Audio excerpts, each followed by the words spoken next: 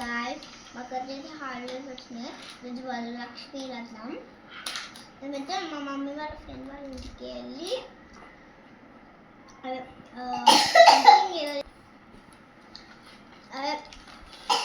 Something బొట్లు పెడతాడు అదంతా వాయినం తీసుకున్నాం కదా అక్కడికైతే వెళ్ళేసి వచ్చింది. అక్కడైతే మొత్తం కుంకుమట్లు పెట్టి మా చెల్లి అయితే ఆడుకుంటుంది గాయస్. చూడండి గాయస్ దాన్ని ఎలా పెట్టాలి అర్థం కాదా పెట్టింటాను. ఇదంటే ఇదొక లైట్ అన్నమాట.